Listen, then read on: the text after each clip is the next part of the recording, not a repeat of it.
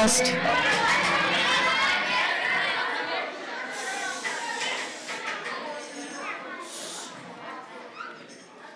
We have about 2 minutes before we're going to start. So I want us to take a moment, put your heads down, close your eyes, and calm yourself. We're going to have a fantastic performance. Go ahead, take this little moment of silence. Here we go.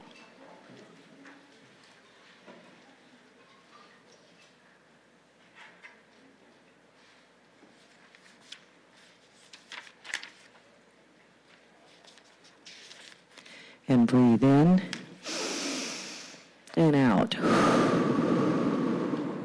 Release all that stress and tension. All right. So at 5:30, we're going to play the Star-Spangled Banner, and then we have been asked to lead the audience in the Pledge of Allegiance. So at that point, after the Star-Spangled Banner, after the applause die down, I will have you stand, and we will recite the Pledge of Allegiance.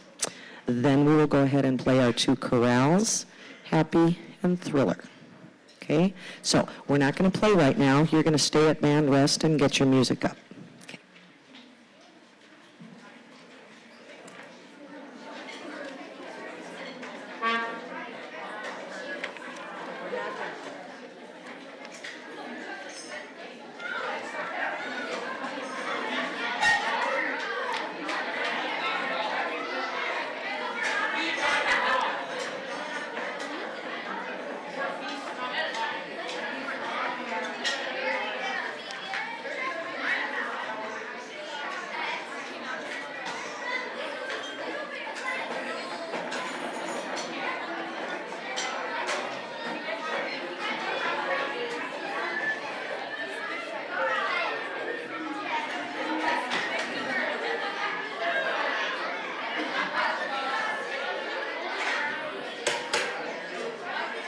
Band, rest.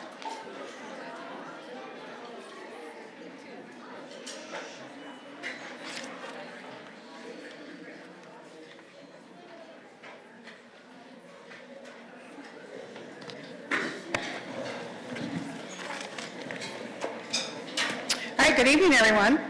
Good evening. This regular meeting of the governing board is now called to order. Let the record show that we have all 5 board members present. And as you can see, Superintendent Ms. Sagata-Jones is not here with us this evening, but we have the executive team over there is going to be with us to help out. We have some wonderful special guests here this evening. We're anxious to hear all of you. And we do have a packed house, so we're just a lot of school spirit, so it's great. At this time, we usually begin with a moment of silence, but you've already done that for us, and when I think we all kind of know it's great. We took part in that, and we did the deep breathing and all, which is good.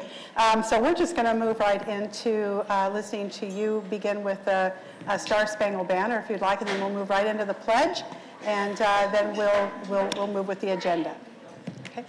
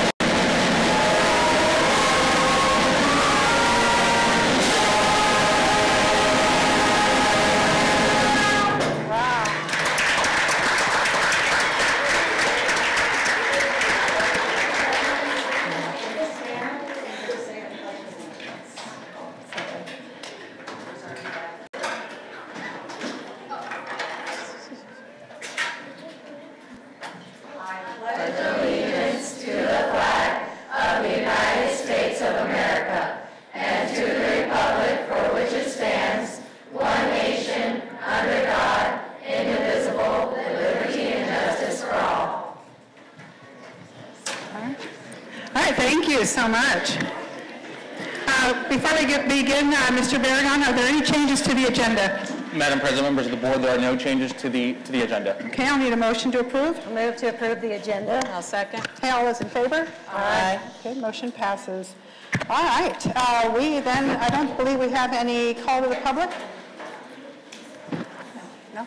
Okay, so we'll move right into our student performance. We're going to move on down. So, Mr. Barragan, if you'd like to introduce or... Madam President, members of the board, Dr. Pearson and Corvaya will make the introduction. Good evening, members of the community, board president, members of the board. I am happy to introduce to you the Horizon 6th, 7th, and 8th grade band. It is one of our largest bands here, as you can tell, in Glendale Elementary, and one of the most distinguished. And we're very happy that it is led by Miss Corinne Grant, and I think we're going to have a really great presentation. Thank you very much.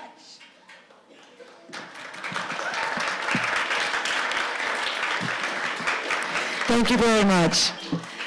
We are so proud to be able to come here and play at the board meetings.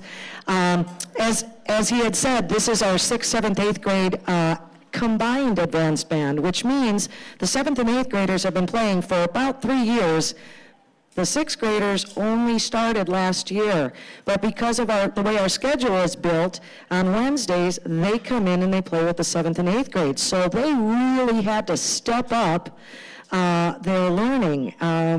So what we're going to do right now is play 2 chorales, one where they all play, and then just the 7th and 8th grade will play because I expect just a little bit more from them. Thank you.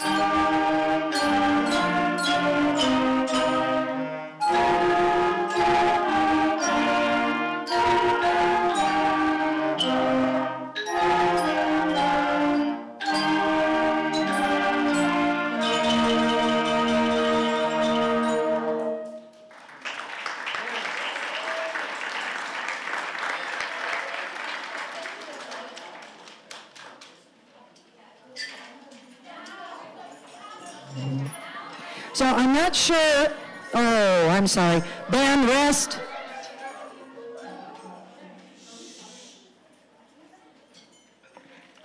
So while our percussionists are moving around, because they have to go play all kinds of instruments, I just wanted to mention, I don't know if some of you saw, but we have 14 drummers in this band. It's awesome if we were a drum and bugle corps. But to have them all play the snare drum at the same time would be a little overpowering. So most of them were on what we call drum pads over here, and they were rolling, and I am so proud of what they've accomplished because my 6th, 7th, and 8th graders are fantastic rollers, and whatever high school they go to, the band directors are probably going to buy me Starbucks because they're awesome. I love them. All right, so, well, of course, our first song is We're Really Happy to Be Here, so we're going to play Happy.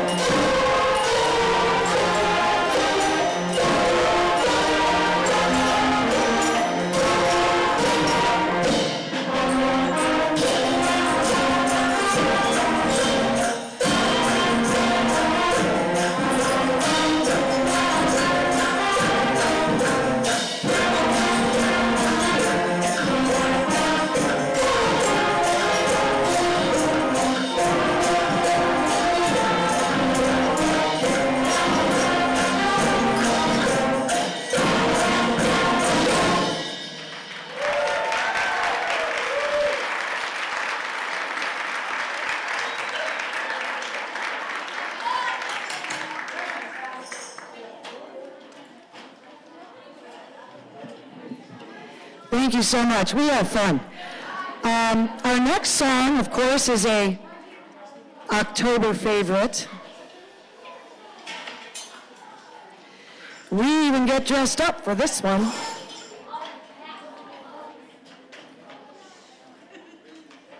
That's right. There you go.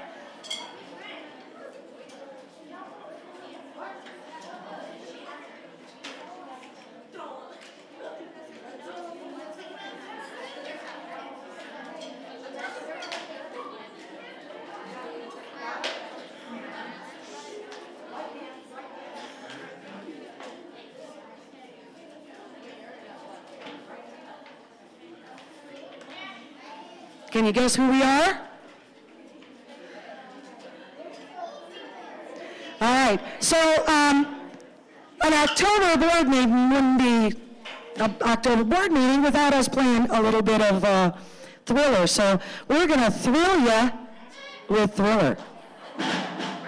Now he gets it.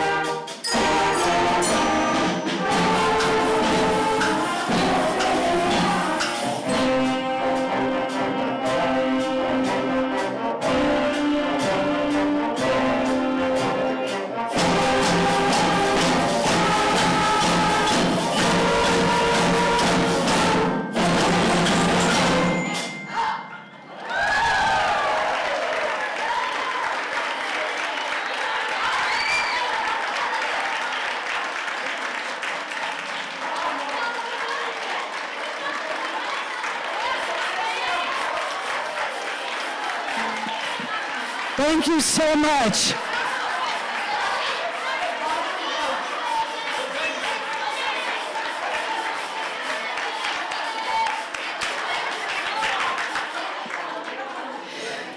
Thank you so much for coming. That concludes our portion. It's going to take us probably about 5 minutes to get our instruments packed up, so please bear with us on that. Thank you. Thanks again.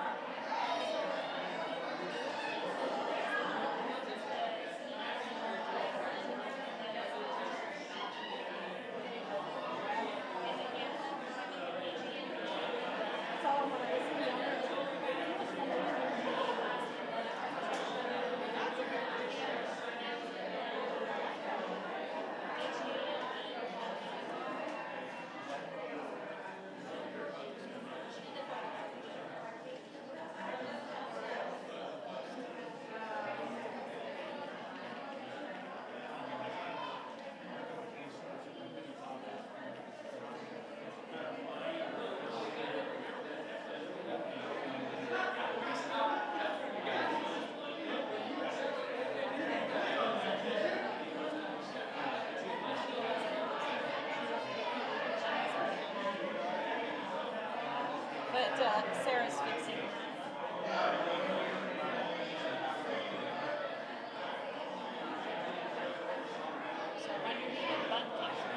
What?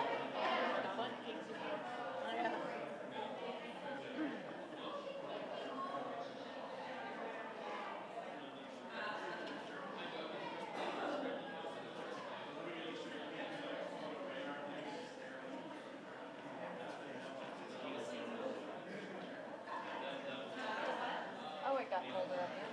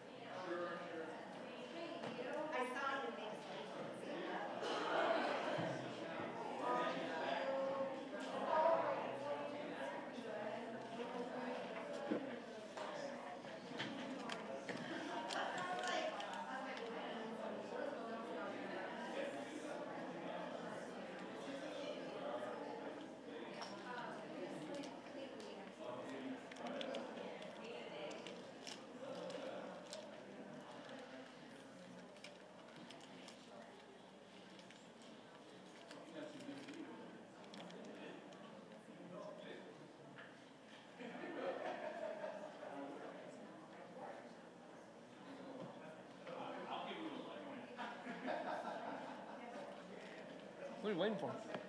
People to show up? No, Marianne's. Marianne's trying to take her something. So she had to have it called the appointment form. They show up a half hour late?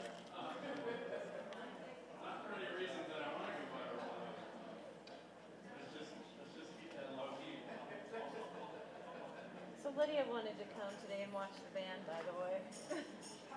Lydia wanted to come and watch the band today, but no, she had piano lessons when I left, so.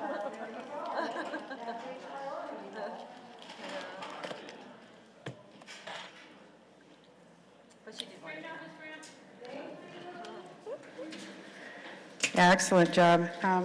It's always nice to know we have so many students that could move into a marching band when they go into high school, which is what we always try to do, is pump that up. So we're going to go ahead and move into our 4B. We've already had 4A, which was our student performance, and this is a board member recognition. Good evening, Madam President, members of the board. The governing board will recognize Ms. Sarah Smith and Ms. Monica Pimentel for receiving awards from the Arizona Schools Board Association Academy of Boardsmanship and Program. So can we... All right, so we have some certificates here, and if I guess Mr. Cummings would like to get a picture. This is kind of messy. Yeah, so this first one is for the Associate of Boardsmanship for Ms. Pimentel, as well as your... Did you want to do it individually? Okay, hold on, let me give you this one. You also have this one, is the Certificate of Boardsmanship, so you have two. Congratulations. And Mrs. Smith, you have the Turquoise Star Award.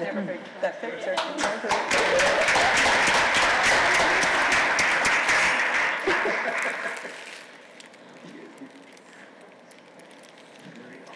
All right. And then on behalf of the executive team, I hope you're sharing, right? You're going to give us each one?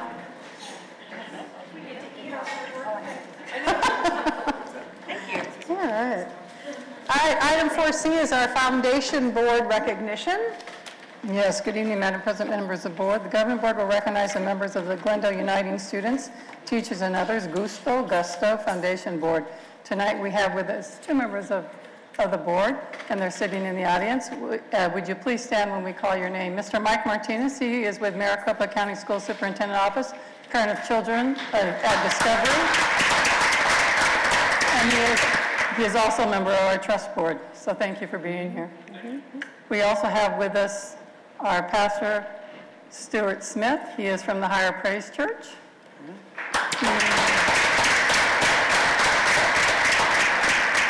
And each year he helps out with the backpack event he provides for our students, so we are greatly appreciative of that. The other members that are not present due to illness, some of them, was Mr. Patrick Contravis. He's the secretary, Pastor Stuart Smith is our vice president. Mr. Patrick Contravis is the secretary. He's with Arizona Business and Education Coalition, ABEC. And then we also have Dr. Teresa Leyva Ruiz. She likes to go by Terry, and she's a treasurer, and she's a president of Glendale Community College, sitting on our board. And then we also have Mr. William Toops, and he is a publisher from Glendale Star and Peoria Times, who is not with us. So we are so excited about the foundation, and we're working to get everything up and running, and it'll just be one more thing that can help support our students and teachers in the district. So thank you so much, and we appreciate the time that you donate to us. Right, we definitely thank you for your time and your effort, and so thank you. All right, we are at item 5, the consent agenda, and are there any items that board members would like pulled?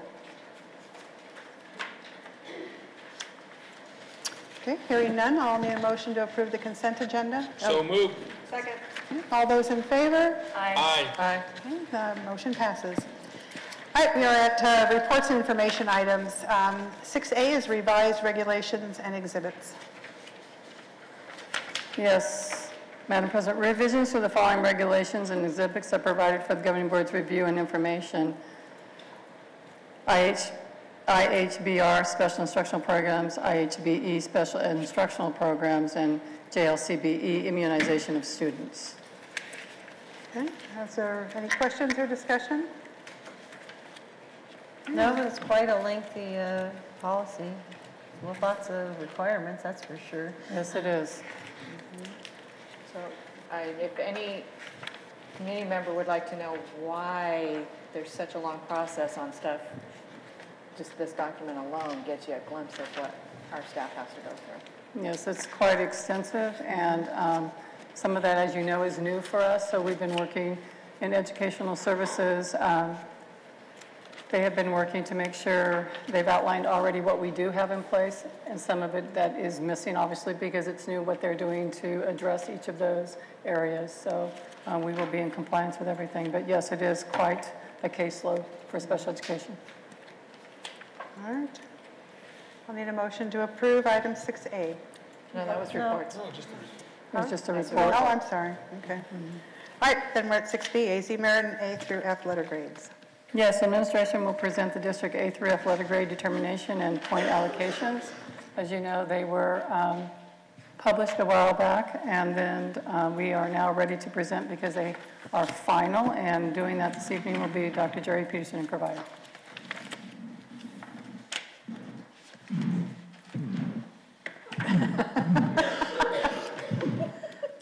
Good evening, Madam President, members of the board, Superintendent Sagata-Jones, and community.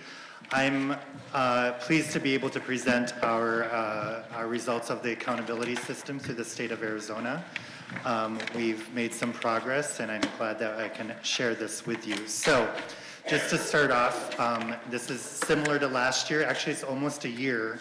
A year ago, November, we had this presentation when the state finally put in place the accountability system.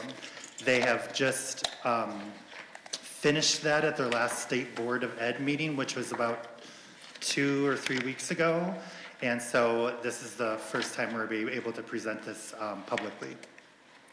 So as you probably remember, each letter grade has a title. And those titles are excellent for an A rating, highly performing for a B rating, performing for a C rating, minimally performing for a D, and F for failing. The simplified version of the accountability system is in this graph, or this table. And so you'll see that 30% of an accountability score is based on proficiency. I would add the word stability to that, and I will explain what that means in just a second. 50% of it is growth, student growth, and 10% is ELL data, growth and proficiency, and 10% is acceleration. And there's actually some bonus points too that I'll explain on the next slide that you can get as well. This has a lot of information in it, but if I could direct you to the upper right-hand corner, I'll start down that column first. It talks about proficiency and stability. So 30% of an overall 100% score is based on what they say is proficiency and stability. Proficiency just means, was the student highly performing, highly proficient, proficient, partially proficient, and minimally proficient. And you get points depending on what you are. More points for highly proficient, less points for minimally proficient. And it's a gradation throughout that range. The interesting thing that we do through this accountability system is that they count FAY kids, which are full academic year kids. And they actually pull that data on April 3rd, and I'm going to come back to that date because it's really important to explain some of our data because of that April 3rd date. But they pull the data, or the FAY kids on April 3rd and say, if you've been in school the first 10 days of the school year, and you've been in school all the way to April 3rd, you're an FAY kid for 1 year, 2 years, 3 years. Stability means if you are a student that's been at the same school for that year, FAY year, for 1, 2, or 3 years, if you've been at the same school for 3 years, you're gonna actually get more points if you're proficient because you haven't made any changes in your schooling. You've been at the same school, so you should probably do better because you've been at the same school. You didn't move to a new school, get a different program, those kind of things. So you actually get more points when you've been stable at the same school as an FAY kid. So that's what stability means, and that's why it's important for us to know, and we're finally getting this good AZ Merit data that tells us who are these kids, how do we focus on them, why would we focus on them, because not that we don't focus on all students, but these students are the ones that count in our accountability measures, so it's important to know who those students are at our schools. Growth. Growth takes up 50% of the 100% calculation, and the important thing to know about growth is it's calculated in 2 ways. It's calculated in a student growth percentile and a student growth target. Fancy language to just say student growth percentile is a student versus their peers of the same grade level across the state. So you should be growing along the same curve as those other students across the state in your same grade level. And then you get more points if you are, or if you're above that, you get even more points. If you're not on that same trend, you get less points. Student growth target is you against your own target, the student against their own growth target to be proficient in 1 year's time, because that's always the goal, is in 1 year, you should be proficient at your grade level. And so if you do meet that, you get more points. If you're above that, you get even more points. If you're below that, you get less points. So that's what the growth means. And it's, again, only full academic year students that they count for that growth. Can I ask a question? Yeah, please. So I'm just curious because sometimes students are below grade level. Yes.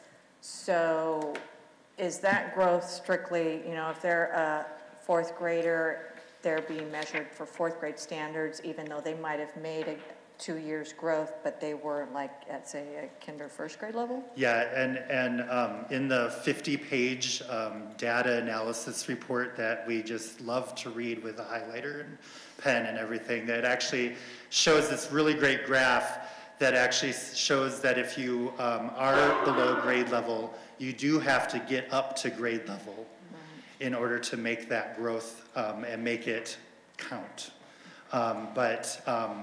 What you'll find in our data, and we'll talk a little bit more about in just a second, is that we're very excited because even though a student might be minimally proficient and be minimally proficient for 2 years in a row on grade level standards, that doesn't mean that they didn't make any growth, because now we're not just using, nowadays, they use scale scores, and you can actually see the difference in a student's scale score from year to year to year, because it goes up and up and up, and we are seeing that even in our minimally proficient students, that there's very few students in the district, very few that don't make a scale score growth, especially our minimally proficient, because if you remember the old calculations, we used to say the bottom 25%, that's typically about minimally proficient, and we're really moving those kids. You might not see that in a proficiency score because they're not going to be always proficient at the end of 1 year, but they will be making growth from year to year to year. So can I ask a little bit? So if this student A, okay, is below grade level, so and you said that they have the 2 growth things. So say like that the maximum points they could get were 10. So are they only capable of getting 5 because they grew and then they didn't get the other 5 because they didn't meet the 4th grade? Correct. Okay. Correct. They will not get the full points that are available to them if they're below grade level and they don't get to grade level or above grade level. It's mathematically it won't happen, which I do have to say even David Jordan has been a really big supporter for us on the state committee because that's always, I don't like to throw around the word fair because it's not always equal, but it's not always fair that we have students who are 2 or 3 years below grade level that come to us and enroll in our schools 3 years below grade level, and we're not making those gains. However, that's our job, and we're finding out ways to make that happen, and we're getting better and better at it. You know, it was interesting, I was going to say, when we were at our ASBA law conference, and they showed what a great job that this state is doing in the growth. Yeah. And, you know, we may be below the other places where they start, right at grade level, but, we know that our teachers are doing a great job in getting the growth. But then we see that, by the time they get to 8th grade, that they have gained a lot of those skills, and it's too bad that we aren't getting the acknowledgments in high school is, for all the hard work, that our teachers are doing. I agree with that, and you'll see when we get to over this special ed points, the system has created some checks and balances to help even out the playing field a little bit, but it's as, in my own personal opinion, it's not an even playing field. But we're doing our best, and I think that we do need to celebrate that growth, like you said, and we really, really do. To continue, the Ll Proficiency and Growth is on only the Azella test, which is the annual the test that the English language learners take each year, and you get points for if they are language proficient on that test, and you get points if they move up from what's called pre-emergent to emergent, emergent to basic to intermediate, intermediate to proficient. You get points for each of those things. The more you jump from like pre-emergent to, let's say, proficient in 1 year, which a lot of our kindergartners do, you get points for that. Unfortunately, we don't get kindergarten points for that, but if it happened at 3rd grade, that would help us when things like that happen. So when we get to that table that shows every school's ELL data, and why we're going to talk about ELL data a little bit, is we really need to start focusing on that diverse population. For those points, but also just to make sure that our students are proficient. Acceleration and readiness, this is the one that's been a little gray over the years because it's kind of a bucket of a whole bunch of things you can get points for. And you can only get a maximum of 10 points, even if you earn more than that in this bucket list of all these things. So as you can see, these are things like algebra and geometry assessments. And as you saw in the past data that we showed you, we do extremely well in our end of course assessments compared to the state. Very, very well with that. Moving the 3rd grade minimally proficient, we do get some points for that, which every school had the opportunity to get the points for that. Lowering chronic absenteeism, that's one of the most interesting ones that there's a lot of conversation around, because who's to say what that number is that says if you miss 8 days, you're chronically absent, but if you miss 7, you're not chronically absent, and so therefore it's a little interesting, and I'm surprised actually it's still in the formula. I think they've been talking about taking that out of the formula perhaps in the future. However, there's only one more year of AZ merit, and we're going to get to that. So who knows if that's going to change for next year or not. The improvement of diverse populations and the percentage of special ed students in an inclusion model all goes into that acceleration readiness.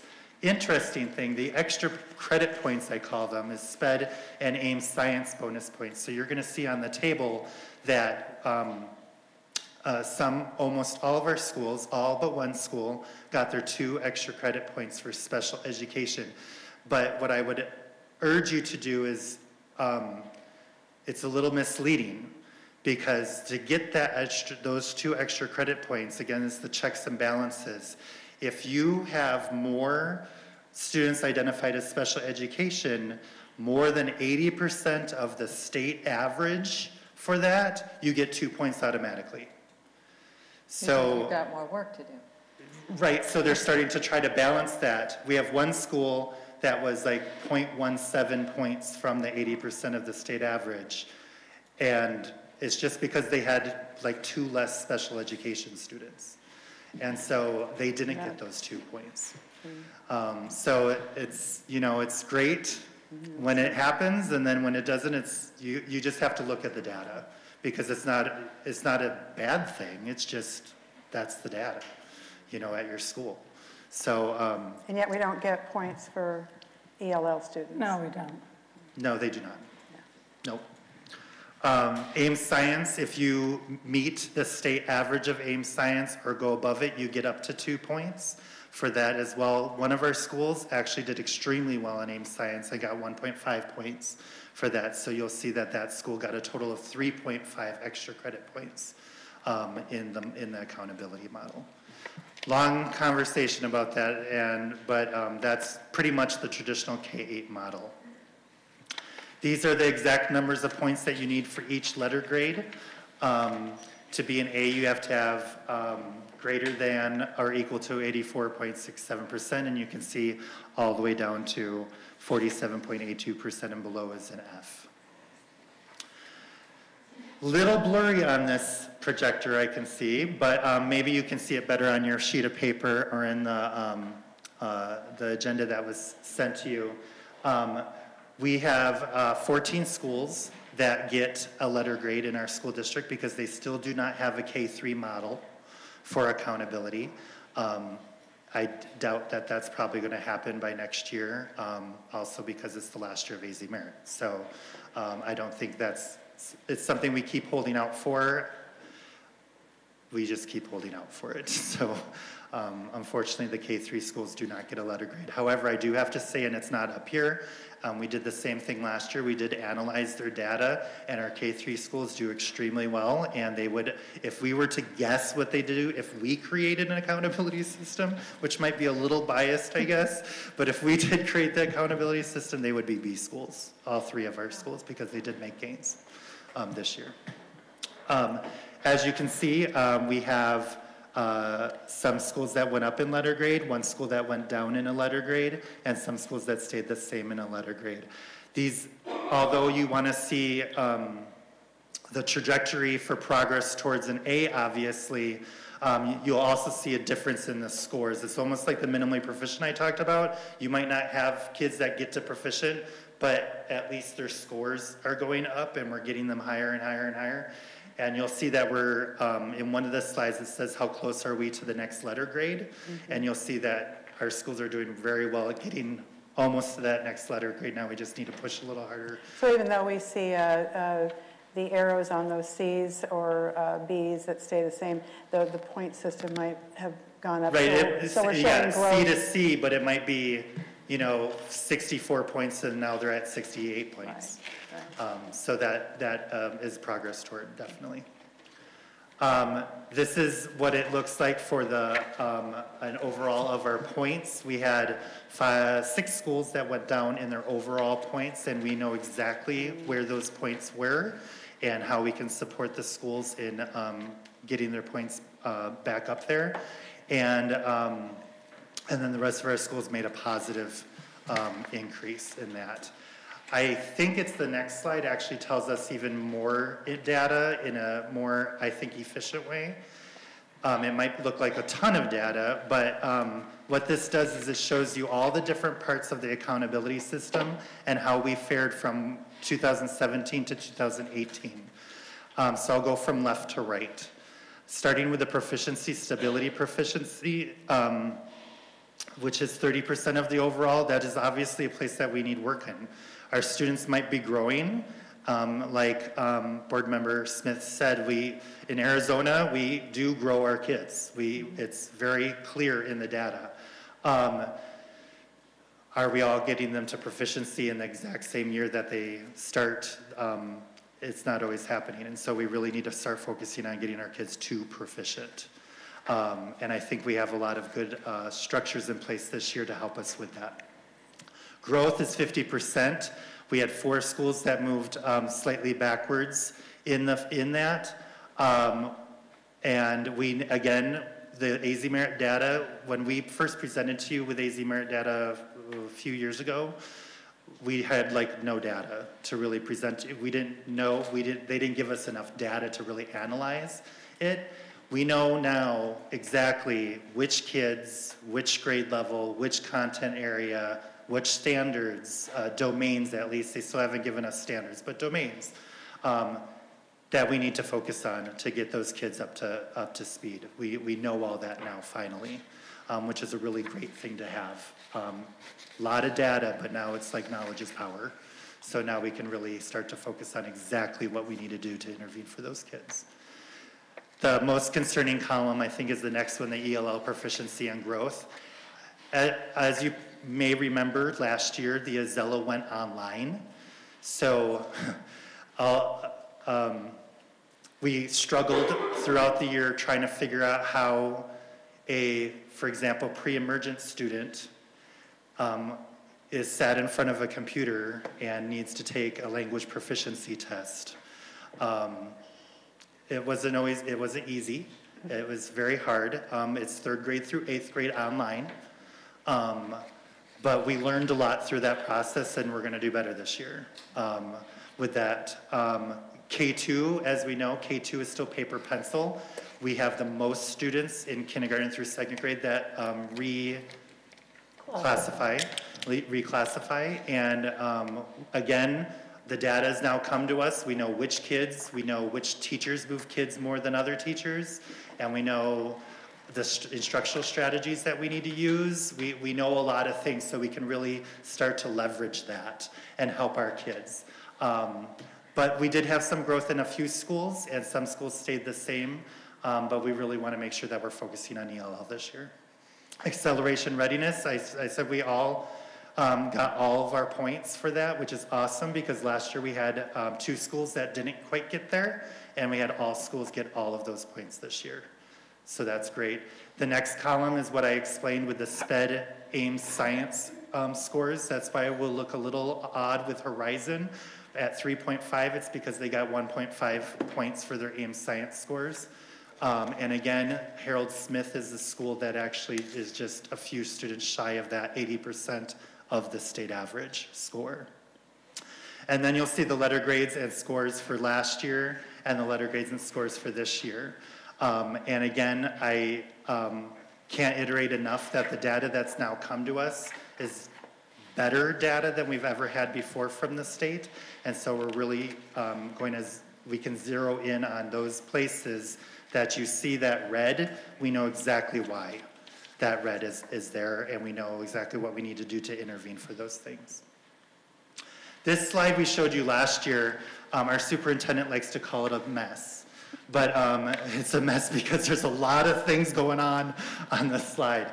But what we told you last year, and what we really like about this slide, is that it shows that there's not schools that are way over on the left, way over on the left-hand side, that they're more or less clumped together. And when we started this journey with Ms. Sagata-Jones as the assistant superintendent, I believe she said to all of us, and what we've learned in this process is that you can't just move student by student, or teacher by teacher, or class by class, or team by team or school by school, you have to move the whole district forward. And I think you can actually see that from that last year, and now this is this year. You can definitely see that there may be one or two outliers, but as a district, we are moving that forward. And we now have half of our schools are B schools out of the 14. Half of them are B schools, so you can definitely notice that there has been progress towards. But important to know is that, again, it's almost like no child left behind, no school left behind. And we really want to make sure that we're moving the whole district forward and not just school by school. This is that table that I mentioned before, how many points we are from each of the letter grades. You can see there's, like, when you start to look at these, it's almost cringeworthy because it's like, oh, really? Just 1/10 of a point away from a B. I know Challenger worked really, really hard and is really celebrating that too. It's a thing to celebrate, but they also are like, well, next year we're going to get that B. And then we say, well, no, next year you'll get the A. So they're really focusing on that. But a number like that, I'm 6/10 of a point away from a B. Smith, I want to point that one out because if you can see that, it's 1.87 points from a B. And if you think back, the 2 extra credit points. So, you know, again, we can't depend on those points, but we're close in so many places. And so it's definitely, I think, something to celebrate for our schools. This is a table to show you kind of what it looks like across the valley with similar school districts. We do not have an A yet. That is definitely something that we're striving for next year, to have multiple ones. But as I said, half of our schools are B schools now, and you can see that we actually fared pretty well across the state.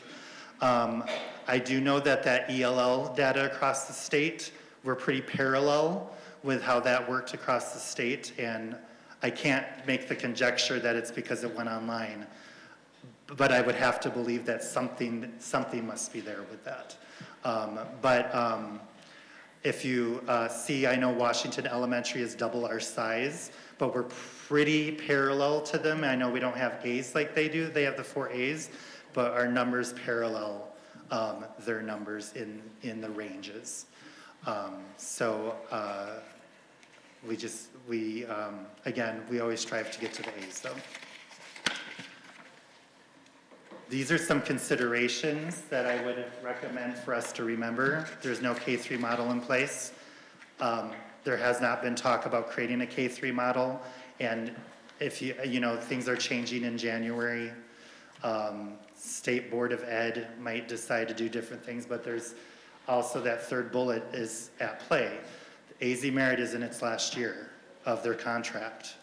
And so an RFP is being created and it's going out in November from the state, from the Arizona Department of Education. And they're calling for what's called a menu of assessments. So you've probably heard that phrase with regards to high schools, because I think, although I can't imagine how you do it in high schools, it's a little bit easier to talk about at the high school because they'll just say, oh, we're going to just take the ACT in this district, and this district is going to take the SAT, and we're going to take this end of course assessment, and we're going to take AZ Merit.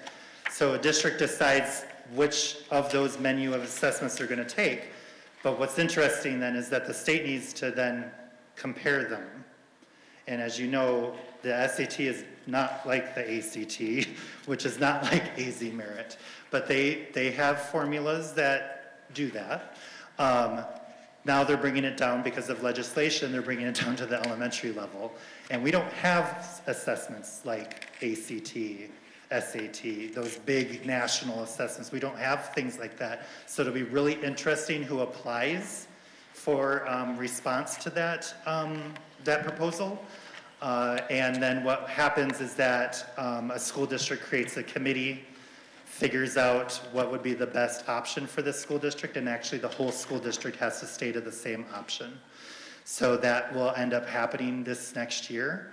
And from everything we've been hearing, it will be in place then next school year, whatever that assessment is from the menu of assessments. So just as soon as we figure out AZ Merit and get the data we want, you know, it might be something new next year. Now, what's interesting is that Pearson, which is the company that made AZ Merit in collaboration with us, they may apply for that RFP. And I'm not saying that it would be AZ Merit, but it would be the same company that created it. Maybe they would be part of that, and who knows. But one thing I didn't put up here, though, is we talked a lot about you approving the RFP for our new assessment system, ATI Galileo, and we just took our first benchmarks, and we're cleaning that data up right now. The great thing about ATI Galileo is, and what we talked about before in a board meeting, is that it gives us scale scores. And so before we would just say, oh, these kids are highly proficient, and these kids are proficient, and these kids are mainly proficient, but it always be different standards every single quarter that they may be assessed on. And it was hard to track kids. Their system allows us to create, they have scale scores that, that we can track the kids per standard to make sure that they're showing growth per standard and not just being proficient or some title of something. They're actually a score attached to them, which is very exciting for us. So those are some considerations. With that, I'll take any questions that you may have. Dr. Peterson, you had said that you would go back and address FAY. Would you address that, please, regarding students who had incomplete tests? April 3rd. Thank you. Yeah, so two things actually that we were a little bit worried about when the data came out. One is 95% tested. When they initially gave us the results, I think it was the Friday before fall break, the 95% tested across the state was wrong. We had schools that had 90%, 91% tested. We had schools that were at like 94% tested. And as you can imagine, we track the kids to make sure that they're taking the assessments, and by no way did we have a 91%. We were at like 98, 99% of our kids. But they did something wonderful, and they recalculated it. And so the new data that is out is the recalculated version, and we met in every school. We met the 95% at every school. The April 3rd date is something that's really interesting, and we're not the only school district that's concerned about this. There's surrounding school districts that are very concerned about this April 3rd date, because what it means, or what it did, was that you could have a student who would be enrolled at your school through April 3rd and then withdraw on April 4th, and they're still counted against you. Oh my God. Or for you. Or for you. Either way, you could have a student that would be there April 3rd, April 4th, April 5th, take the ELA test, withdraw the next day, and not take the math test and enroll maybe somewhere else, and they would still be counted against you or for you, depending on how they scored on that test. But they still have an incomplete score on the no score on the test they didn't take. So in that way, that would count against you. Their other score might count for you, but that way their score would count against you. And at one school in particular, we had 14 students, 12 to 14, it might have been 12. 12 students that was the case. 12 students became incomplete because they withdrew after April 3rd, and we don't have all the data for them. Remember, the testing window was a longer period of time. So yeah, it's 6 weeks long, the testing window. So that was one of the concerns of the high school districts when the superintendents met in particular, because kids were withdrawing and not completing tests as well. Yeah, so it's very concerning, and we do have superintendents who have voiced that concern publicly, not just at like a board meeting, but at the state board of ed meetings. And it's not something that's being fixed as of right now.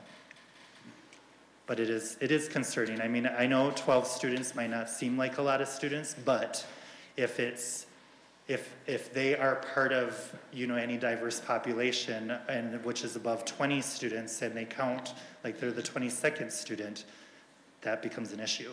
because then their score's not. So why aren't they going to fix it? Why won't they address it? Well, I wouldn't want to speak for them, but But you can't, it's okay. what I would say is it's similar to the 95% argument, because the same thing happened. We had superintendents down at the state capitol who were complaining about the 95% and that it was wrong. And the conversation was there's not enough manpower, there's not enough time to fix it. So they're going to roll out the way that it do. They must have gotten enough complaints or ideas to fix at least that part. I think it's kind of the same kind of conversation though, that it's just, it is extensive. I mean, to create the logarithms and the formulas to make all that analytics correct in the background, I know that it's a lot, but unfortunately, as you know, these letter grades do a lot in our community. And so, yeah, I do not know why. The superintendents met with the Guppy Mac, and they met Friday before the state board meeting, and the state was at the Guppy Mac meeting, and we shared our concerns with that, but the concern was, you know, it could be speculation because we're going to have a change in office, or that AZ Merit is going away. It's its last year. They didn't have manpower. I mean, we asked if those were concerns, and really pretty much it was, we don't have time to do that. We can't turn that around. And there was pressure to get the letter grades out because they'd already been delayed for a while. And so it just didn't get overturned except for the 95% piece.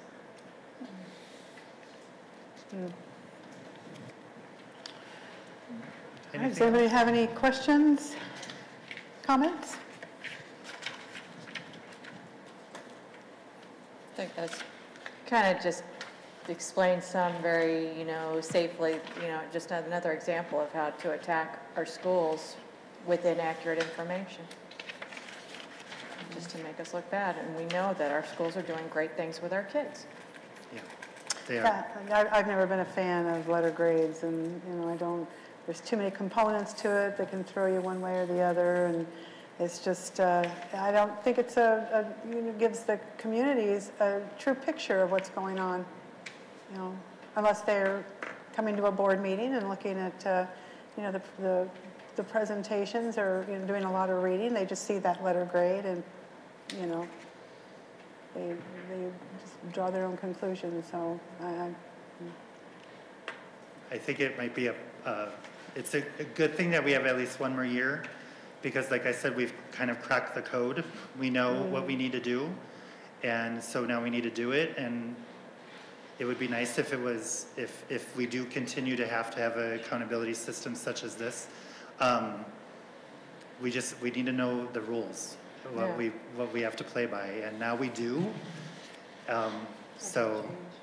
Unfortunately, history has shown a trend of you finally figure out the game plan and then they change the game on you.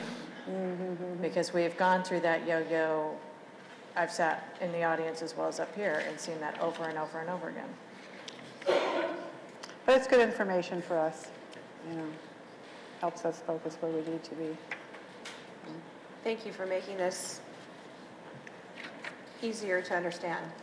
And the whys of what the graphs are, and because, I mean, like you said, there's the public, they just see, oh, well, that's a C school, that's a D school, or, you know, it's a B school, and there's so much more that goes into it that not everybody understands, and you made it much more simple. Thank you. Thank you very much. All right. Thank you. So if there aren't any more, thank you, Dr. Peterson and Cavalier, and all the others that were involved in those bar graphs and everything. That's pretty good. All right, we are now at our action items. 7A is suspension of governing board policy. Yes, Madam President, it is recommended the governing board approve the suspension of board policy BGB policy adoption related to the first and second reading of recommended revisions to board policy IHB special instructional programs as listed in item 7B of the board meeting agenda dated October 18, 2018. Any questions? Yeah, I just wanted to clarify. So the JLCB one will come back for a second reading. That's the one on immunization of students? No, it doesn't come back. It won't come? Regulations Oh, are those. okay. Yeah. Right. I'll make a motion to approve the suspension of board policy BGB. I'll second. Okay, Ms. Smith, how do you vote? Aye. Mr. Aldana? Aye. Mrs. Bartels? Aye. Mrs. Pimentel? Aye. And the chair votes aye, motion passes. 7B is policy revision, first and second reading.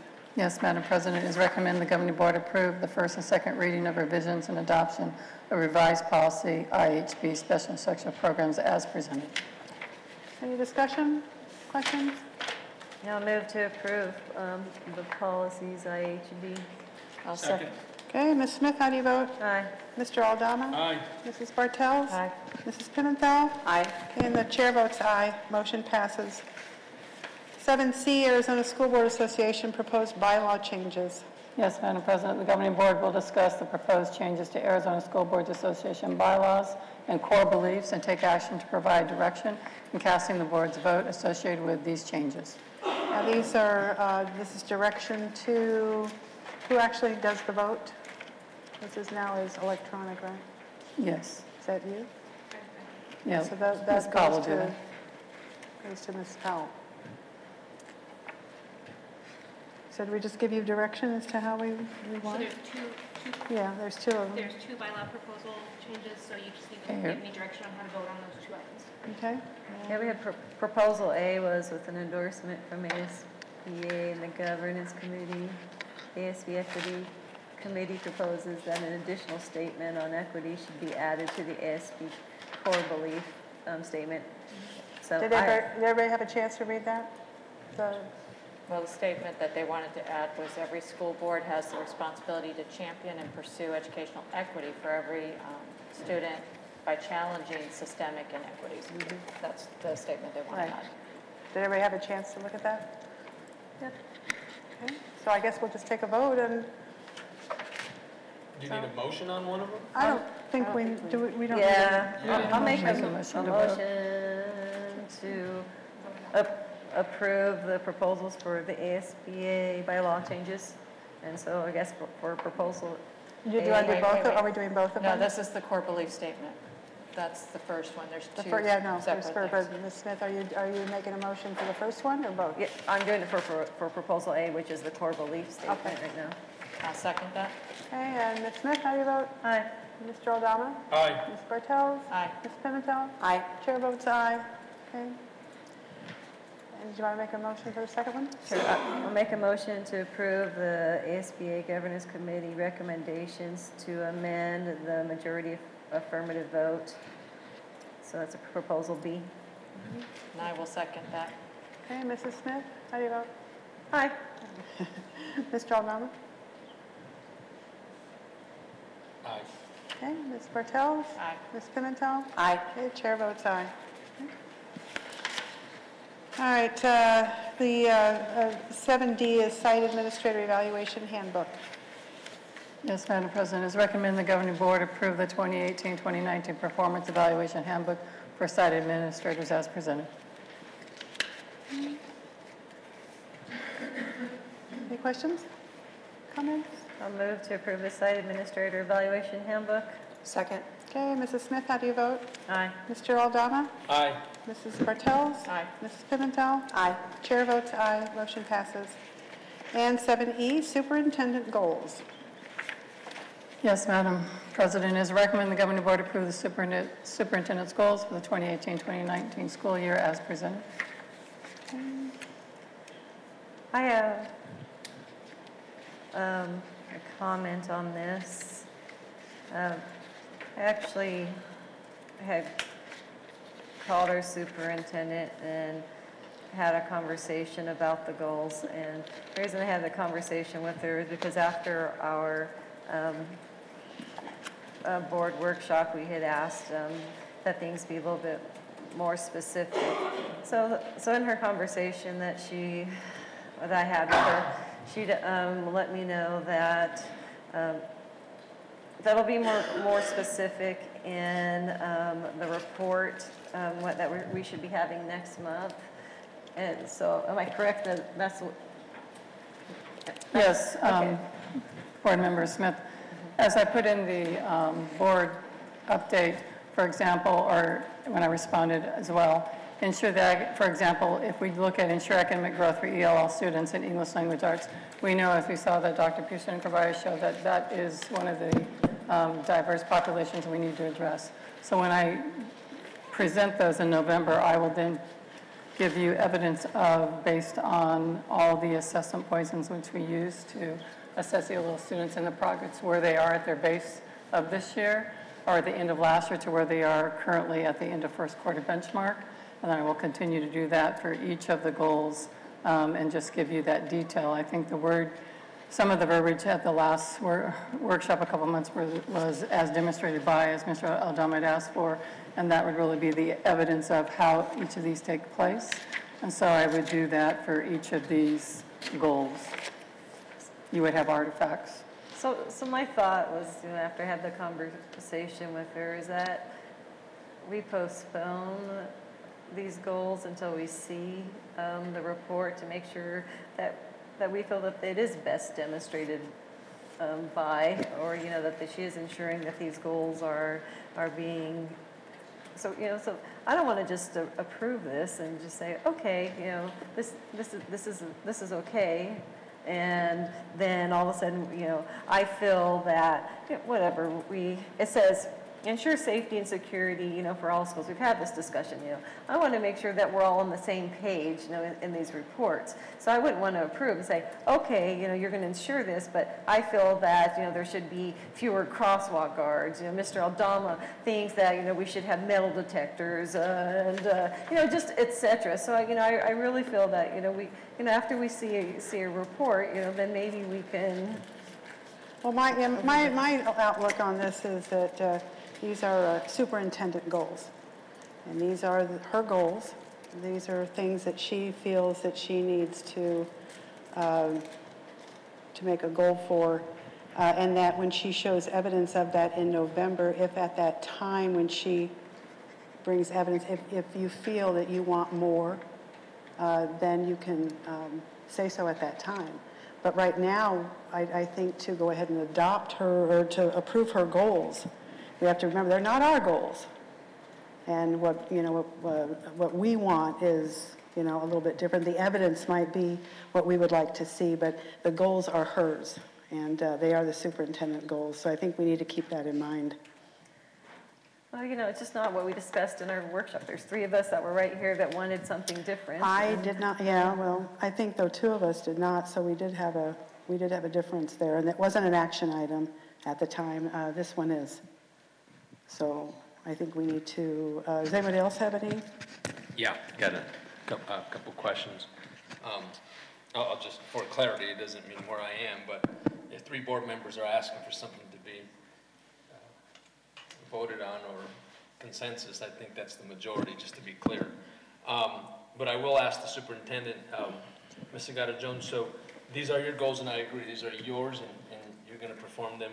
So mid-year goals update, how do you plan, please repeat, because we had this conversation, how do you plan on bringing back to us a demonstration that you've met all those goals?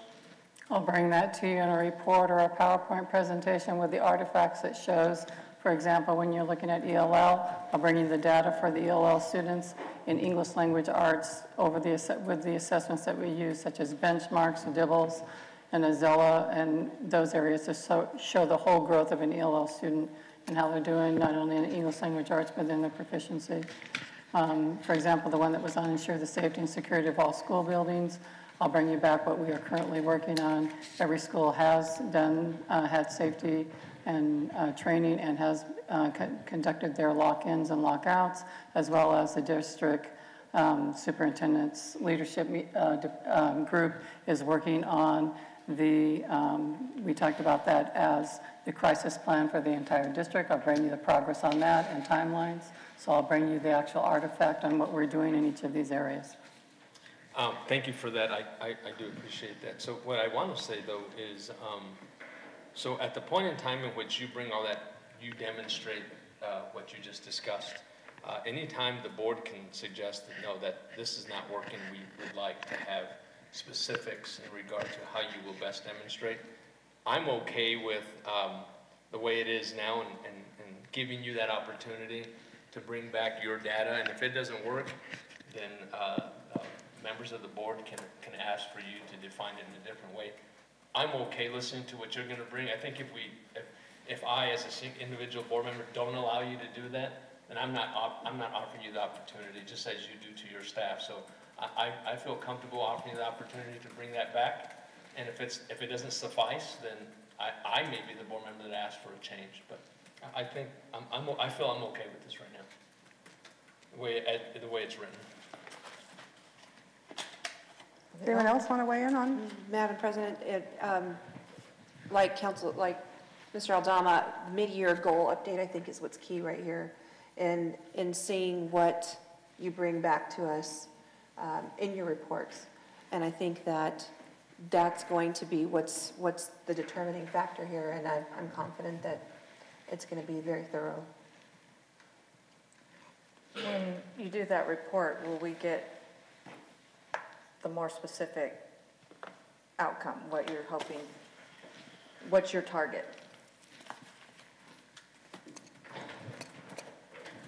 Are you asking her what her target is? I'm asking, is that going to be presented in that mid-year? I'm going to show what your ultimate my target target and the first one is to ensure there's academic growth for ELL students. Yes, I'll bring evidence of that, whether they're growing or whether they're not growing. And I guess I would like to say, I ensure these things. The key word is for the superintendent. The superintendent ensures each of these things are occurring. That's different from what a goal would be for a teacher or a principal or a director. I ensure that these things are happening. I'm putting the structures in place for these things to occur. And so that's what I will bring back, and I'll bring you evidence of where I'm at in ensuring these things are happening. And then the other one would be the financial solvency, just for clarity, because that, to me, I don't know what that means, so I'm sure there are a lot of other people that does not clearly understand what that expectation is. Okay, so for example, on that, we know that we have not looked at in the last, Mr. Berrigan, 5 years, perhaps 3 years that I can speak to, is the decompression of salaries. Okay. So those conversations have to begin. As you know, where we are on the 40th day in the report that showed we were 612 students, and from day to day, we're 632 students down. So that means we're going to have, as the governing board, some very difficult conversations about what we do because we are down that many students. And so that's where that ensure financial solvency comes in. We cannot continue to operate the way we're operating if we were down 632 students. So.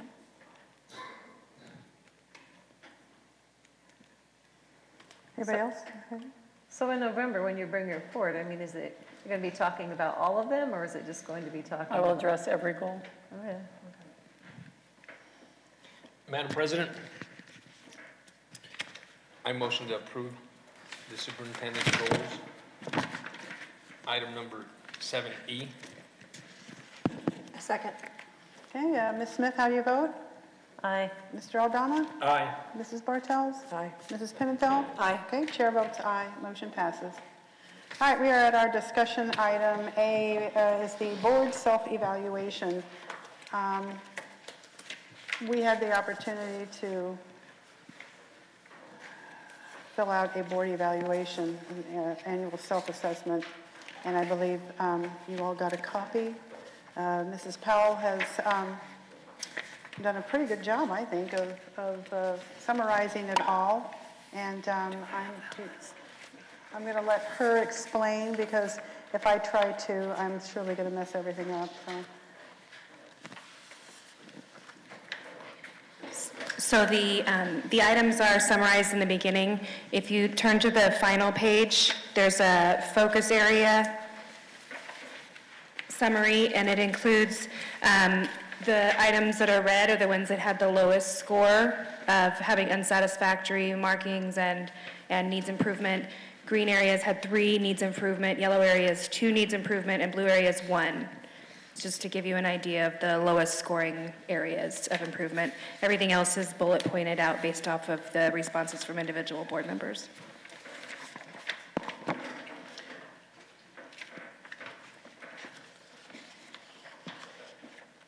So here's my thought, and then of course I'll open it up, that we take these home and that we look them over, and that when we come back together, the board comes together in April for a workshop, that at that time we can identify maybe something we need to work on. If the board feels a need to create goals at that time, we can add things to our commitments that we already have. So I'll leave that up for anybody that wants to You want to wait add to that. Well, we have a workshop, well, last April, actually I believe it was May, that we had our last workshop where we did our governing board goals and our commitments and norms. And so if we did that in April, I think policy says that we have a board workshop in it, but doesn't there's a policy just for a year, yearly, annually. So I think if we wait and come together in April, then we can target some things that we need to create goals for if we decide, or to change our commitments and norms.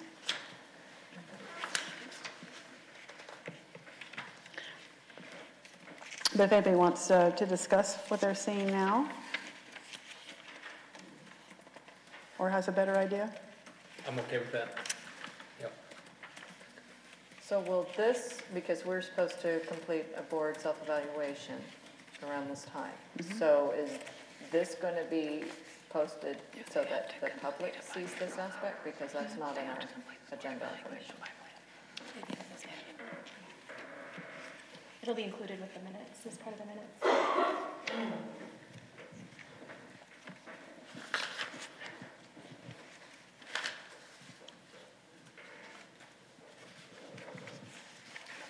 On page 3, we did have an area where we were given the opportunity to fill in some statements. So she has, Ms. Powell has put those in, just in bullet form, so to speak.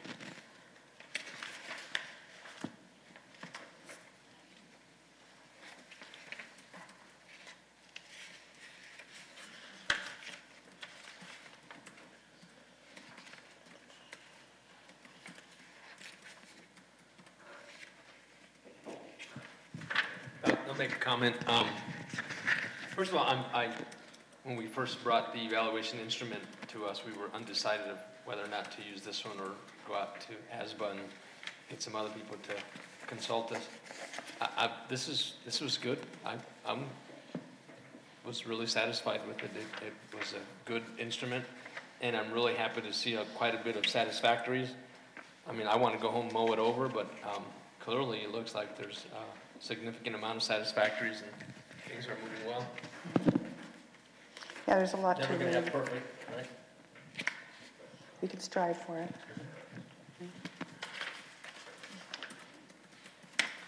Well, I didn't like this evaluation whatsoever. I think it's generic. I don't think it really gets down to the meat of things. I think that, you know, when you go and you look at this and it's just opinions, and I didn't think that it was as good as the ASBA one. I think the ASBA one was a little bit more specific. You know, when we went through that one, it, you know, whatever, maybe took 20 minutes. This probably took about the same amount if you actually put some thought and wrote some things down. So, you know, it still took about the same amount of time. And this one, I think, really doesn't do well having the executive team be a part of this evaluation. And I think that they should be a part of the self-evaluation part also. So, you know, I don't like this one. And I just think there's too much. I mean, if you really want to have you know, good discussion, and if you looked at the two different things, you know, the color coding on the other one was a lot better, and it, you know, set down like seven items, you know, that we probably could have discussed and how to make goals. And this one, you know, if you're really going to go through it, I mean, I'm looking down here, there's 2, 3, you know, there's just a lot more in here that you have to, you know, to go through. You know, and I think it was worked out in the ASBA one, so. Well, and when we do our self-evaluation next October, at that time, we can discuss if this is the one we still want to use or not. I don't even think if we discuss it, it'll change, because it was discussed in the workshop that we were going to do the ASB one, and now, you know, we have this one, so. Well, we have to, you know, do what the board, you know, agrees on. That's right, the board agreed on it in our workshop to do the other one, and then it was changed at the last meeting to do this one, so. Can I point out one glaring omission in the one that we have in our district policy? Mm-hmm. There's no focus on students directly. It's buried within stuff, but it's really not. Are we you know, there's no question on anywhere in this as to, you know, are we having questions and having conversations about how to help our kids? Mm-hmm. Are we having questions and conversations looking at policies that affect our kids and, you know, looking at equity? There's nothing in there for that. Mm-hmm. And if that's our first and foremost priority, that should be overwhelming in this document, and to me, it's really not. Well, I think those are conversations that we need to have when we go out for our next evaluation, because this one's already been done, and we need to be talking about what's in this one. But those are definitely things that, you know, we can talk about next October, or at our workshop maybe in April. Mm-hmm. But for now, this one's already been done, and so if you want to take it home and look it over. I think this was a good start. I think since it was already in policy and it was a tool we had available to us already, it was something we should have used. Yeah, and we've never used it, and yet it was in policy. And maybe it is a little bit old, but I mean, this is a start. And we can discuss what needs to go, what changes need to be done with it later. Mm-hmm. All right, so if there's no other questions, then we can find out where we're at here. We will move to 8B, which is agenda item placement.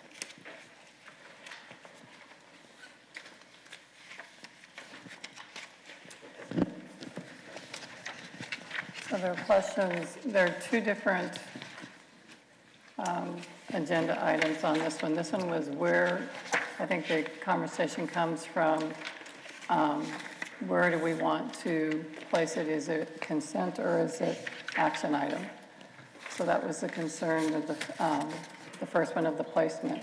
And so we need guidance on what do you want that to look like? Okay, this was submitted by Mrs. Smith, so maybe you could tell us what you were looking at. Well, what I was looking at on the agenda item placement, you know, we got an email back, you know, or a response back to this on where was in our board update that said, you know, that it's, you know, between the board president and the superintendent to set the agenda, which I agree. I have no problem with that. But you know, the reason that I wanted to do that is that, you know, we had. So I think it's just important, you know, that you sit down, you know, as a group, especially when you have a new board member and a new superintendent, and you make sure that everyone's on the same page. So, you know, what I really wanted on this was to discuss, you know, like, do you expect, so I went through and so I looked at, you know, some of the things that we put on our action items. And so, you know, some of the things, you know, to me was, okay, the evaluation handbook, you know, on an action item. You know, I mean, is it really something, you know, that we need to have on an action item? To me, no, I don't feel like it has to be. I think it can be on a consent agenda, you know, those type of things, and so that we can focus our discussions, you know, more on children, and that's really why I was bringing this up, because I feel that, you know, our discussions, you know, shouldn't have to be on, you know, agenda items placement. This should be more on children, and so I just thought, you know, if there's more things that we could put on our consent agenda, and that we were all on the same page. I mean, I understand, you know, we have to have the budget, you know, on the action items. I mean, I understand that there's, there are some regulations or, laws that make us, put some things in certain places. But, if we could, and I just, we had that discussion in the workshop, talking about the dental, the property casualty insurance. Is it really something that we have to have, do an action item on, could be on, be on the consent agenda, and then, it was also the conversation, with Mr. Barragon, is like, we go back and forth, then it's on the consent agenda, and then all of a sudden we're like, take it off. But I think, if it's on the consent agenda, there's no problem just taking it off and just saying, we'd like to just discuss it. If we know something's going to be controversial, don't put it on there. But if it's just regular business, I would prefer that it just goes on the consent agenda more, instead of having it as an action item. That's where I'm coming from. If I may just add, so good point. So I'm familiar with another board agenda, but on this agenda here, there's nowhere that defines what a consent agenda item is. So on another board I serve, it's very clear on the agenda what that is, what defines in a consent agenda. So a consent agenda are items that are previously brought to the board in a workshop or in discussion on a public meeting, and then they return for a consent vote. They don't require any action other than one solid action for all of them. So one, we need to have that on here where it's defined, because I don't see it here. And then, yeah, there are some items like the handbook that should not need to be an action unless for some reason there's some type of state regulation. But I agree. There could be more items, more thoughtful items, or a more thoughtful process of what goes on the consent. But we need to define the action items. Is that because they're regulated to be on there that require an individual vote? Action items are those in which may require discussion. Okay. And I think sometimes, for example, the handbook, as we go through the different things, if we haven't brought something to you in the past, for some reason it's been left off, you may see that as an action item because you have not seen it for a couple years for some reason, and we would want to give you the opportunity to discuss that. Well, if you want it just as consent, we can put a consent, and if you want to pull it and discuss it, then we could do that. Well, I think, so I know what an action item is. I know I can define the both. It's not on here. We should have it on here, number one. Number two, I don't feel it should be an action item if we haven't heard it. It should just be on here as, my opinion, should be on here as either a report, a discussion. We've had a lot of discussion items today. Mm-hmm. I think that's simply all we need to do is a discussion item, we've discussed it, and then it can return. But some of it requires you to approve it. So. Unless it's approval that night, but we shouldn't be approving things that quickly. I don't understand the problem with having something as an action item other than it being a consent. I mean, I know that it just makes it go a lot quicker if you just put in, but if it's an action, it goes pretty quick anyway. But it does leave the opportunity to discuss. And of course, it can always be pulled, which again leaves the opportunity to discuss. But I didn't see any time difference. Something on some of those action items, like the budget would be a perfect example. And the budget isn't a perfect example because we do see that over and over again. But we get a presentation on it, and then eventually we vote on it. And there are some aspects that come to us as an action item that maybe we could split that up, get that information in one meeting, so we have the time to process it. We can ask some more detailed questions, because if you get that information in that very meeting, and then it's like, then you think of things after the fact, but you already voted on it. Well, actually, you get it prior to the meeting, remember? That's why we send them out prior. No, but when you go through the budget, mm-hmm. we don't know a lot of that until we get that presentation. So on some of those more challenging mm-hmm. aspects, if we could, whether, it starts out as, an information piece at the beginning, or, a prior meeting and then comes back, just so that we have that opportunity, because if we're not fully versed in it, neither is our community. So is the direction to just take a look at items, and if you think it goes on the consent agenda, and put it on the consent agenda, or? And if it's What's something the- that's a what's lot the more direction? meaty and more challenging to absorb, you know, let's try to break them up so that we have that opportunity to kind of learn and process it, and then that way we can ask questions before the next voting meeting. I think, you know, if you want to come back, I really think it would be better if you move the reports before the consent agenda also. And so then that would be a better place for the reports to be on our agenda. And then, you know, because then that would help us in our decisions for the consent agenda. And then that way we could just put, you know. You can change the order of that. So then, for example, let me just, so I have an understanding. For example, we did the superintendent's goals as an action item. So do you want that as consent in the future? Well, not the superintendent, but those are the type of things. But that's why, but I know, but that's why I said that, you know, when we have gone before into a workshop, you know, but I'm sorry, because, you know, your superintendent's goals does deal with students, you know, I mean, that has everything to do with our students' growth are your goals. And so, you know, that is something, you know, that obviously has to be discussed.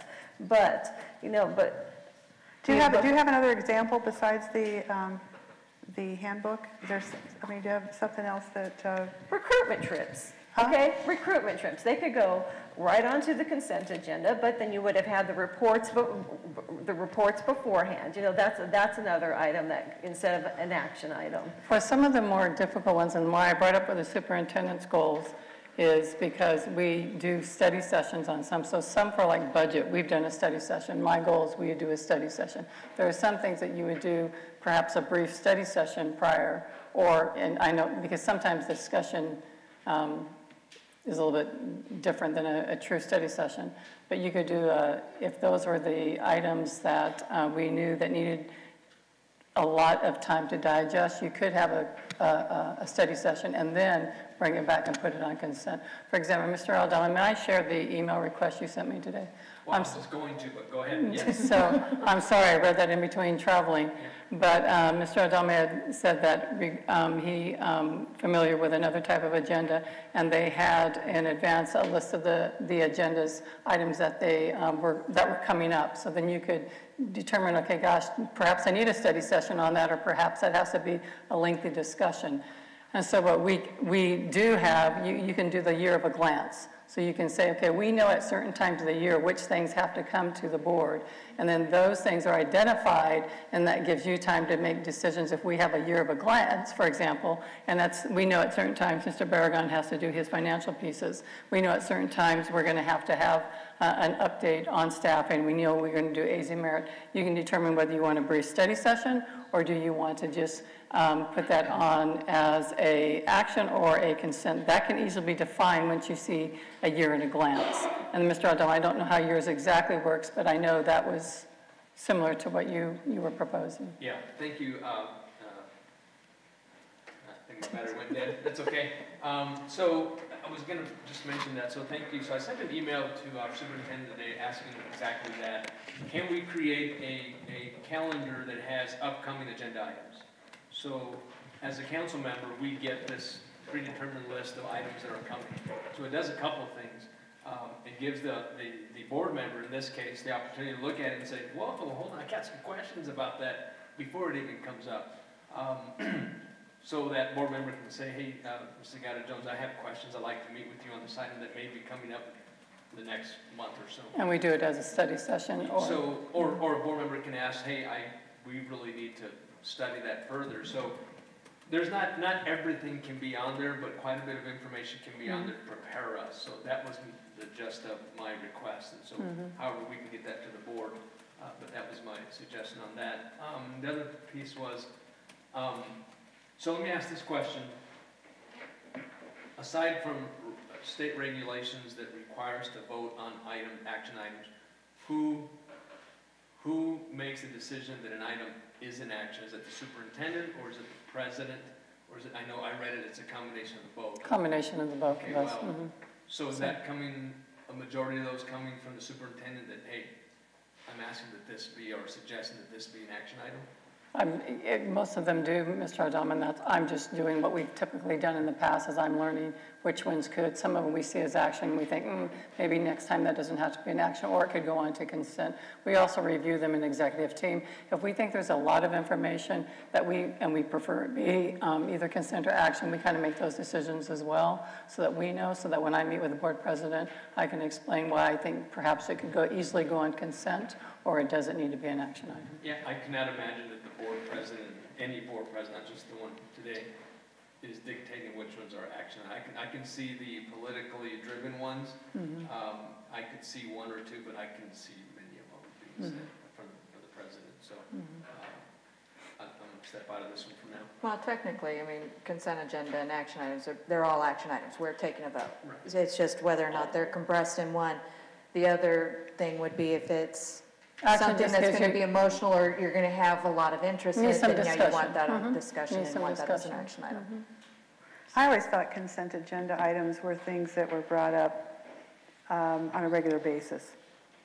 So if it's daily operation, vouchers and all, it's something that we look at every time we come together, and that an action item is something that just occurs once in a while and might require discussion. That was my thinking on it, but because I remember being in the audience when the board used to go through what's on the consent agenda now, used to go through each item, they would, and then finally they decided, oh, we're just going to throw all these in a consent That's agenda. better than my first meeting in the audience. I blinked and I said, what just happened? And it was all a consent agenda. I'm like, I quickly learned, but if we can, streamline so that we are having more discussion on, the pertinent stuff, what's impacting our kids and our schools and our community, and how to best help. Sure, and I think my intent has always been to place it on an action because I felt perhaps you might want to have discussion about it if it's something new or if it's something that hasn't been brought to you before, but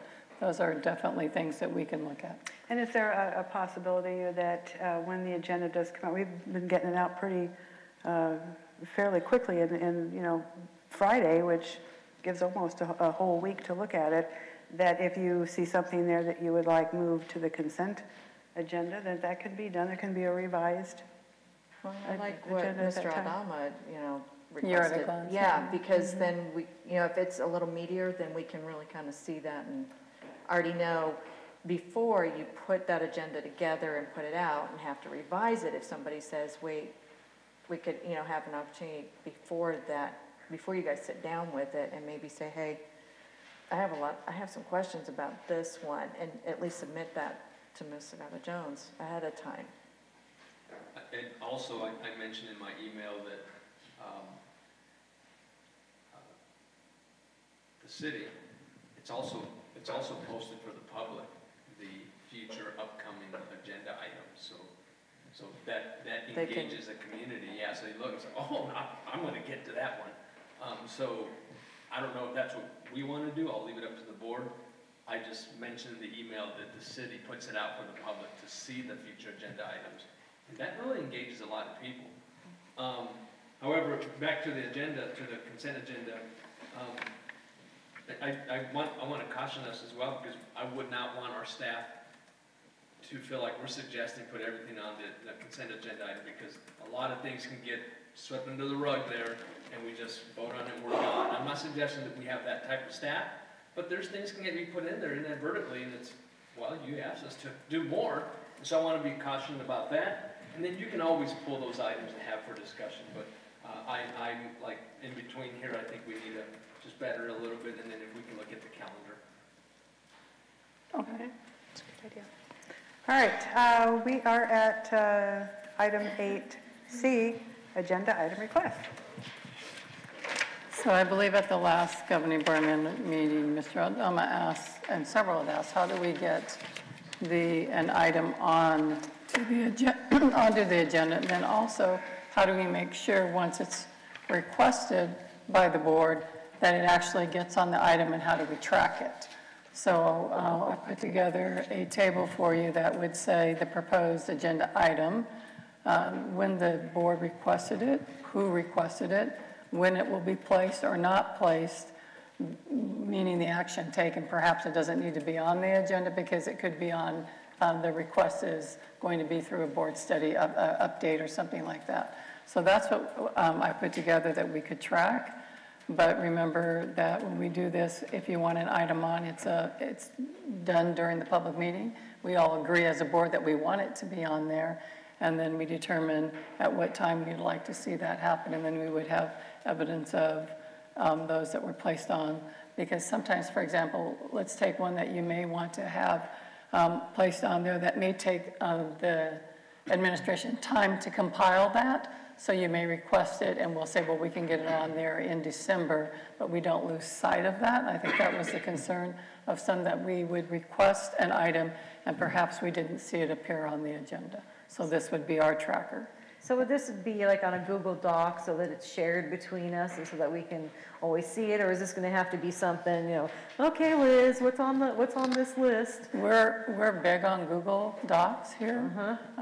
Some of us more than others, but we can put it on a Google Doc. Happy to do that you have access. Can this be included in the agenda report? I mean, can this be attached to? It can be attached. Just put it in the, and then where it says, you know, that the date placed on the agenda, so does that give the opportunity to put it in a board update? Yes. Okay. So if I may, so a couple of things. 6 years that I've been on the board, I've asked for agenda items that have never come back. And I keep my own running list, and I know a lot of them have not come back. And I know that to be the decision of the board president. So with that said, you know, the political climate will determine whether or not something gets on the agenda, and it shouldn't be that way. If we have a policy that allows us to ask for an agenda item, it should and shall be on there. The second thing is we need to know when it's going to be returned. So we need to have a time frame. Is it 30, 60, or 90 days? We have to understand that staff is busy as well. But oftentimes agenda items get on, and that's a good thing, but they return with no information. They just, okay, Ms. Smith, it's your item. No. I asked for recess to be looked at, and I expect staff to bring back some information, say the agenda item from Ms. Smith was asking information on recess. So I expect some information back, and then we have a conversation. A lot of times the agenda item comes back as the item. It's like, okay, turn it over to you. It's like, well, I've got questions, but I'm asking for information. So one thing, they need to get on the agenda. If we're allowing the board to decide whether or not the agenda item gets on, the political environment is always going to determine whether or not they get on or not. So I think that's wrong. So if you say, hey, it's time to add agenda items, and I say, hey, I want to talk about water bottles, it needs to get on. And then this board decide whether it fails or it's not, but I just don't think they always get on. We don't really have a defined process. Well, if I can add to that there have been times where someone has asked for something to go on the agenda and it goes in the board update, and that they keep saying, well, it never came up on the agenda, but it was in the board update. So the lack of reading the board update might be the problem there. So this would give you the opportunity to see that it is going to be in the board update and for you to look for it there, or the date that it will be placed on the agenda. So looking at this, do you think this would help with that problem? Well, let me just comment on what you just said. There's not a lack of reading. If a board member asks for something to be on the agenda, we should know that it's going on the agenda or not. I mean, just to put on the board as a memo, that doesn't make any sense. Why not? Well, we asked to have a public conversation. The board memo is not for public. I mean, it is if you want to share it with them, but no one can get that. Well, the reason for an agenda item is so that we can have a public conversation. We're going to have to be action items. Okay, this one does have an area for date placed on the agenda. And So what you're saying is that it could be a lack of reading because it got on the board update. No. well, at the time that maybe you request something to go on the agenda, then at that time it can be asked if a board update would be sufficient at that time. Exactly. So it doesn't just automatically get on there. Who's making that suggestion? It would be done at an open meeting if you have a request. So then I think, you know, to accommodate what Mr. Adama's asking is, can you have another little thing on here that just says, that it was, placed on a board update, and then have, discussion about being put back on the agenda, just kind of have both on this thing so that we know that one, it was placed on in the board When and update. where. And then bring it back and say, do we need to, have it as, I guess, a discussion, do we need to have it on the agenda since after this? So if the board agrees that it's going to be on the agenda, then it will go in as an action item. Well, so there should be Correct. consensus, right, to move that Yeah, so there's consensus and it goes on, anyone that you're going to bring to us to put on the agenda, that would automatically go to action, because I'm hearing what you're saying. The reason you want it on there is to have discussion. So it would have to be an action item, not a consent. Well, so agenda item goes on. Let's talk about water bottles to reduce them. We have that conversation when it returns. The board president takes consensus. Hey, who gives consensus to reduce water bottles? I do. Good. We're done. It returns on another agenda for an action item. You're only seeking consensus that day. We're giving you consensus to move that item. On the day you bring it. No, because when are we going to discuss it if it's not an action item? At the time you bring it at an open meeting, you're going to say, I'd like to discuss water bottles. We're going to take consensus on whether we're going to have it on an agenda item, and then we put it on? No, what I'm saying, here's the process I'm looking at. It's real simple. Today, at the end of this meeting, the president's going to ask for agenda items. I'm going to say, I'd like to place the reduction of water bottles in our district on the next agenda. Okay. Now, it moves. It returns. It's on the agenda. Staff comes back and says, hey, we have 42,000 water bottles. If you'd like to reduce them, here's the effect of reducing them. Here's the effect of doing nothing, being kosher. We'll have a discussion. 3 of us say yes, reduce them. That's the consensus to move forward on that. It has to come back for a vote. You can choose to vote that day. Most of the time you give consensus and it returns.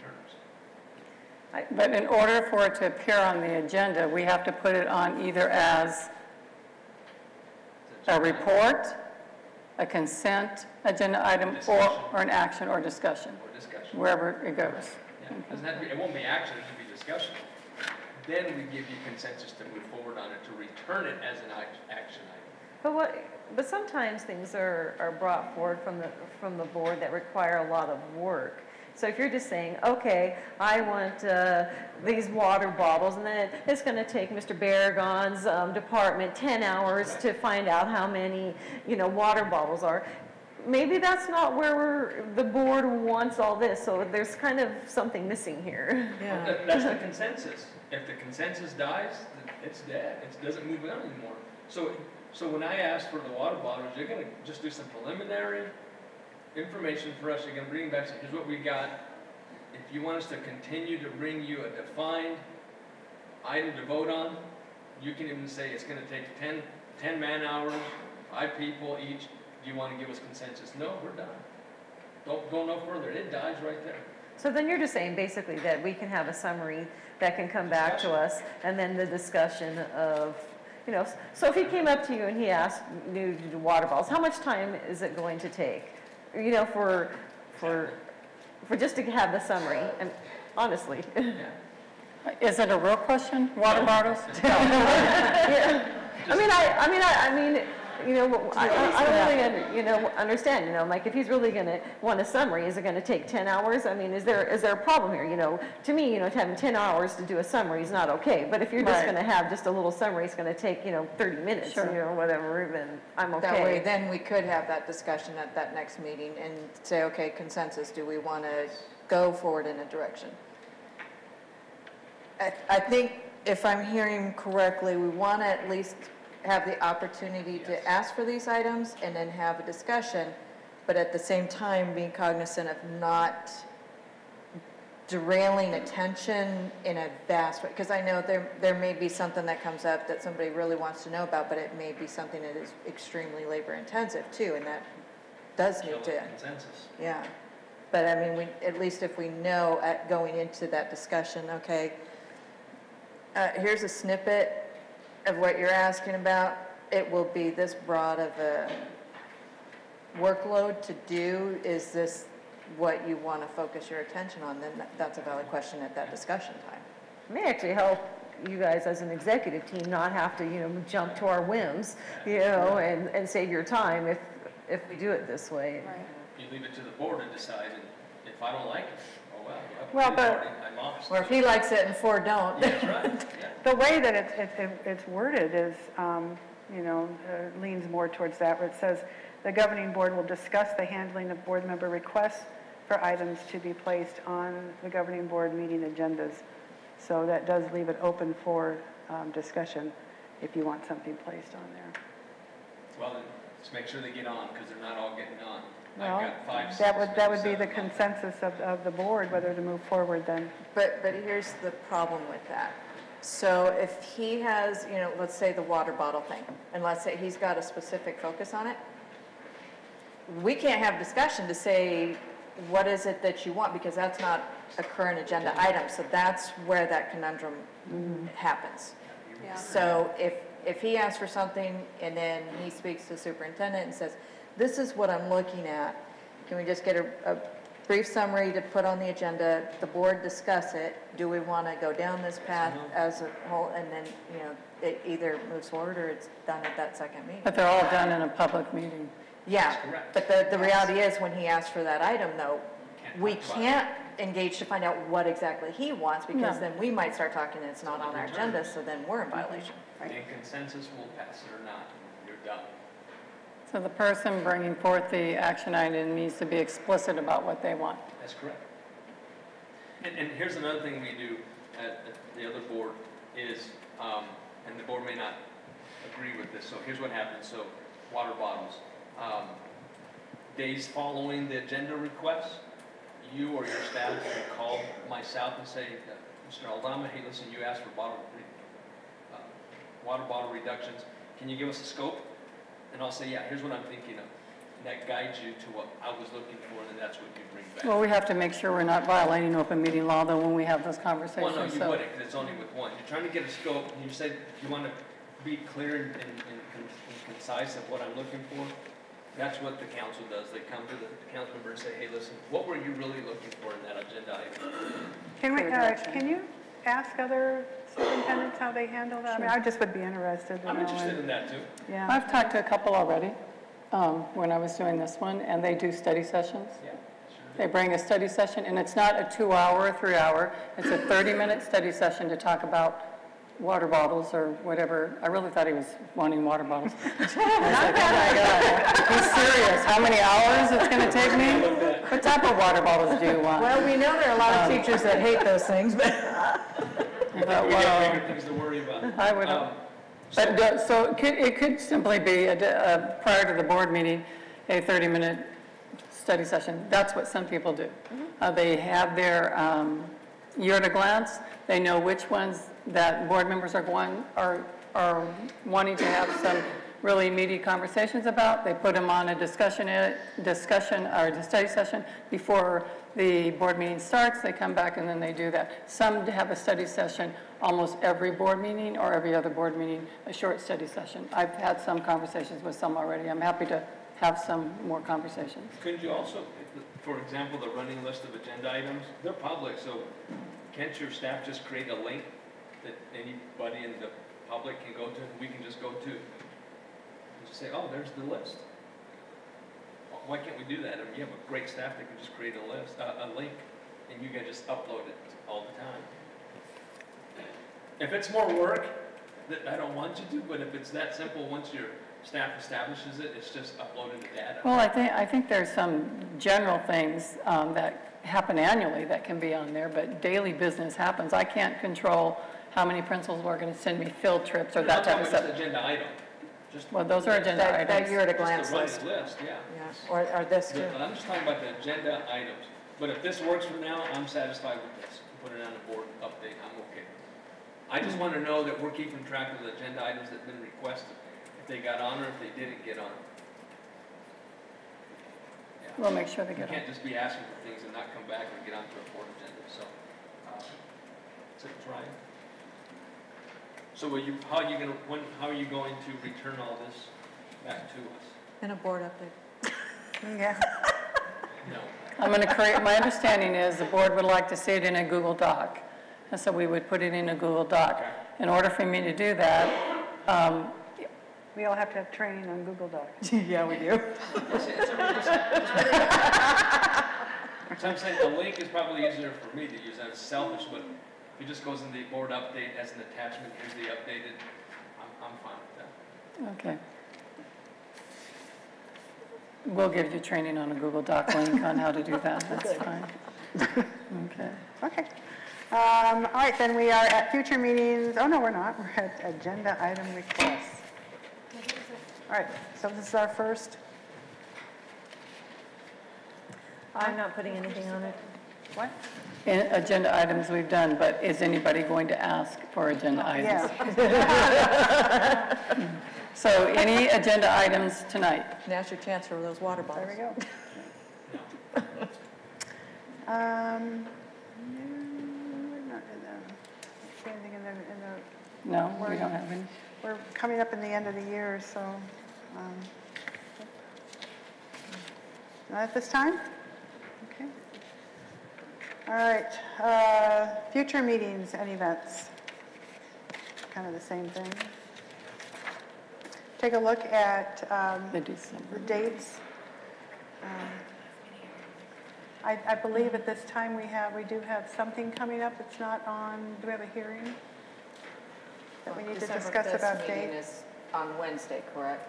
That's a Wednesday because the 6th was It the is. Ames. The Ames ranch, we can't really just, yeah, So it just will be to- coming, but Because I think, we don't have a timeline. no, you guys were here when we had that session.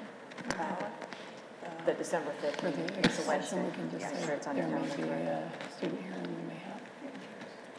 So the only other feature coming up that would be not on the would be prior to the November board meeting. We may need to have a special meeting to conduct a student hearing. And that one will be time sensitive, correct? Yes. Do you have Can a, you bring me up to speed on, or up to date on the December 5th meeting? What time is that? At regular time, 5:30? 5:30? Okay. Thank you. did you have a date in mind? Not yet. Not yet? Okay, so you'll be calling board members? Yes, Liz Okay. will. But it will be prior to the November board meeting. Okay.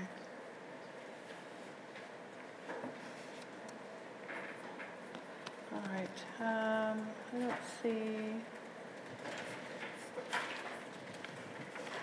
I don't see anything on here.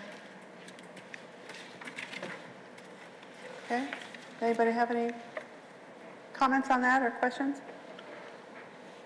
All right, then we will move to the summary of our current events, and we'll begin with the superintendent report. Yes, Madam President, members of the board, first of all, we'd like to thank Ms. Denault, our art teacher, and Ms. Hamlin, also our teacher who did the photography. So Ms. Denault presented the artwork that's behind us, and the photography is done by Mrs. Hamlin's class, so we appreciate that. Other things that are coming up, we have the Kiwanis Steak Fry is Saturday.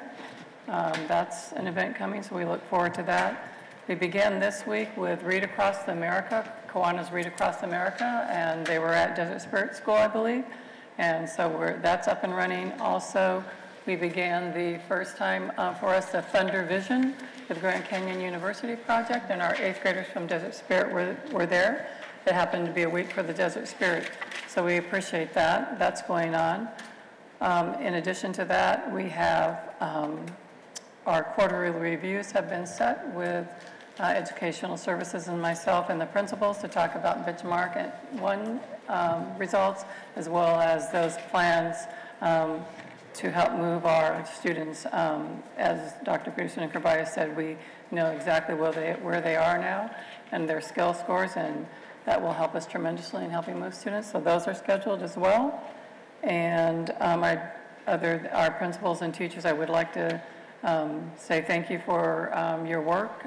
You're doing an outstanding job. You're making progress on our academics. It is just one piece of data that we're measured by, but we are measured by it, and they've done tremendously well with that. They're moving forward, so I would like to thank them for that publicly. Okay, thank you. Ms. Smith? Well, I just want to thank Coyote Ridge for the thank you card, but we are able to go to, I chose their school to do our Love Our Schools Day with them, and I brought my daughter, and she really had fun being able to paint and all the special attention that she was given. So she'll be very excited to get this little thank you card. And so I also was really impressed with the band that came today, and my daughter wanted to come to that too, but she was in piano lessons, so she couldn't come. She wanted to watch because she's a 5th grader, so she couldn't be part of this band. And I am just really impressed at the growth that our schools are making, and I just want to thank everyone for all your hard work. Mr. O'Donnell? Yes, thank you. Just want to thank each and every one of you that in the audience and those who are watching and may not be here. Thank you for educating our children. You do a great job. Lack of funding from the state and lack of a better process to grade our individual school districts. You do a great job, and today I'm going to celebrate everything great on the report, and I won't focus on anything where we need improvement because we have a superintendent that's going to focus on that and work with all you.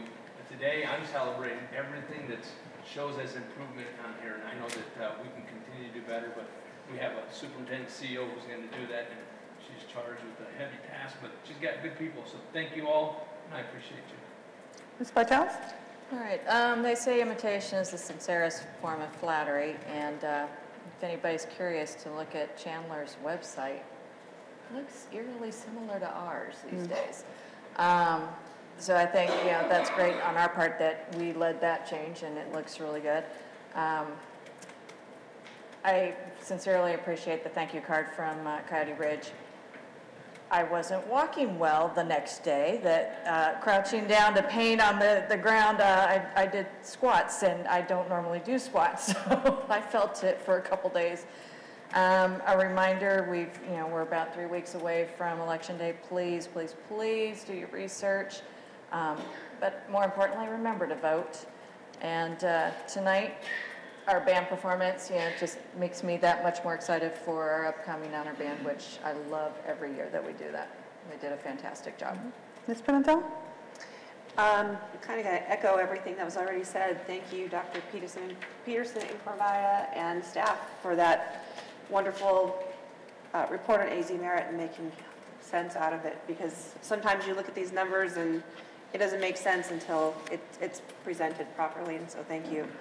The Horizon Band, they're unbelievable. I love to see the excitement the kids have, and to Corrine Grant. She has the kids' attention, because at one point she said, okay, right here, and the noise just stopped. So I'd like to know what she did, and I wish I could have learned it 20 years ago with my kids. Echoing Mrs. Bartels, please vote. Please vote, and I'm going to take it a step further. Again, do your research, but vote for education. Our kids, not just here in GESD, our kids in our state need it. Kind of going off on a little bit of a tangent, I'm wearing purple today.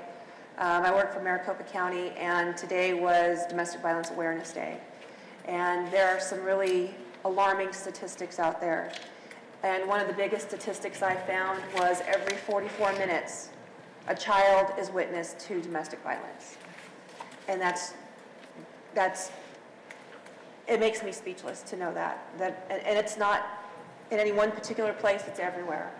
So if kids are watching, parents are watching, if you see something, say something, please ask for help. We have very qualified people in our district to help you with resources and get the word out. So please don't just get the help you need for that. And that's what I have today. And I'm just going to echo everything that everybody else has said. I know we have a group of staff that needs to get out and transform this whole everything here to a breakfast they're having tomorrow morning. So with that, I will entertain a motion to adjourn. So moved. All those in favor? Aye. Motion passes. Have a nice evening.